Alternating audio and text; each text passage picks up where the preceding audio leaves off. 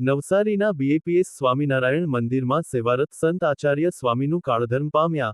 Grid Swaminarayan મંદિર ખાતે હજારો હરિભક્તો સહિત સંતો સહિત અનેક અગ્રણીઓએ અશ્રુપૂર્ણ શ્રદ્ધાંજલિ અર્પી. નવસારીના પ્રખ્યાત બીએપીએસ સ્વામિનારાયણ મંદિરે છેલ્લા 25 વર્ષથી અવિરત રીતે સેવા બજાવનારા વરિષ્ઠ સંત આચાર્ય સ્વામી નરેન્દ્ર પ્રસાદ સ્વામી હવે અક્ષરધામ વિલીન થયા છે. લાંબા સમયથી માંદગીમાં સરી પડેલા આચાર્ય સ્વામીએ ગત સાંજે 75 વર્ષની જૈફ વયે અંતિમ શ્વાસ લીધા હતા. સ્વામીના અવસાનની દુઃખદ જાણથી સમગ્ર નવસારી જિલ્લામાં શોકની લાગણી પ્રસરી ગઈ છે. તેમના પાર્થિવ દેહના દર્શન માટે હજારો હરિભક્તો અશ્રુભીની આંખે નવસારીના મંદિર ખાતે ઉમટી પડ્યા હતા. સત્સંગી જીવનના અનેક સ્મૃતિ પલોથી સજ્જીતા દરેક શિષ્યો માટે ખૂબ જ ભાવુક ક્ષણ બની રહી હતી. આજરોજ યોજાયેલી પાલખી યાત્રામાં હરિભક્તોની ભીડ ઉમટી પડી હતી. શ્રદ્ધા અને અર્પણના ભાવ સાથે ભક્તોએ સ્વામીને અંતિમ વિદાય આપી.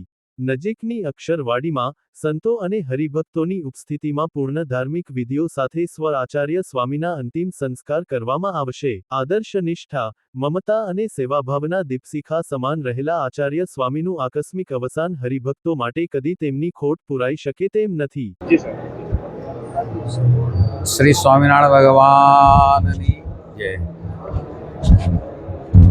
બીએપીએસ સ્વામિનારાયણ મંદિરના નવસારીના સંકુલની અંદર આપણે જોઈએ છે કે વિશાળ સંખ્યામાં આશરે 5,000 હરિભક્તો ઉપસ્થિત છે.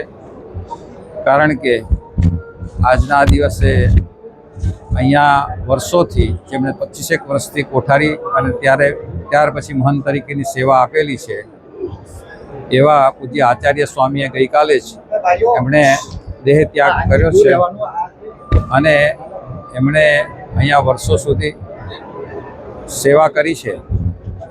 અહીંયા વિસ્તારની અંદર છેક સુરતથી માંડી અને સેલવાસ સુધીના વિસ્તારની અંદર એમણે રાત દિવસ વિચરણ કર્યું છે.